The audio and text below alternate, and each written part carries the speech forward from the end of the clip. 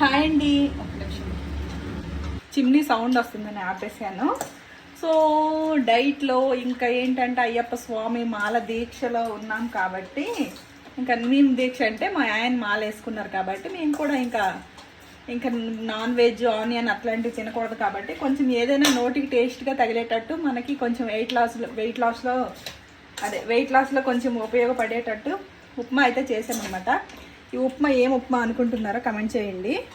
So ఇదైతే ఇంకా అన్నీ టమాటా, మిల్ మేకరు, పల్లీలు, శనగపప్పు, ఇంకా మినప్పప్పు అన్నీ పచ్చిమిర్చి, ఎండుమిర్చి వేసుకొని ఉప్మా అయితే చేసుకుంటున్నాము. జీడిపప్పు, ఇందులో ఆనియన్ వేయలేదు, కరివేపాకు అవే వేసుకొని పచ్చిమిర్చి, కరివేపాకు, ఎండుమిరపకాయ, ఆవాలు, జీలకర్ర అవే వేసి చేస్తున్నాను అనమాట.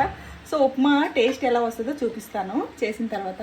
నీళ్ళు అయితే వేసాను, పసుపు వేయలేదు, కొంచెం వైట్గా తినాలనిపించింది అనమాట. అన్నీ పసుపే తినాలనిపించట్లేదు. సో అందుకే ఇప్పుడైతే ఉడుకుతుంది ఉప్మా. అయితే కొంచెం నీళ్ళు ఎక్కువ వేసాను, ఎందుకంటే మిల్ మేకర్లు ఉడకాలి కదా, సేమియా మిల్ మేకర్లు ఉడకాలి కాబట్టి నీళ్ళు ఎక్కువైతే వేసాను. ఉప్మా రెడీ అయిన తర్వాత కొంచెం చల్లారిన తర్వాత టేస్ట్ ఎలా ఉందో చెప్తాను, బ్యాడా గుడ్ అనేది. ఇన్ని రకాలు వేసి చేశాను, ఎలా వస్తుందో ఏమో కానీ. సో తిన్నప్పుడు అయితే చూపిస్తాను. ఉప్మా రెడీ అయిపోయిందండి. ఉప్మా చూడడానికి ఇలా ఉంది, బాగుంటుందో బాగోదో అనిపిస్తుంది కానీ ఒకసారి టేస్ట్ చేద్దాము. ఇంతకు మునుపు ఒకసారి చేశాను, బాగానే ఉంది. కానీ ఇప్పుడు ఏంటంటే ఎక్కువ వేసాను కదా ఐటమ్స్, ఇంకా ఉల్లిపాయ లేదు కాబట్టి ఎలా ఉంటుందో ఒకసారి టేస్ట్ చూద్దాం. ఫ్యాన్ కింద పెట్టాను.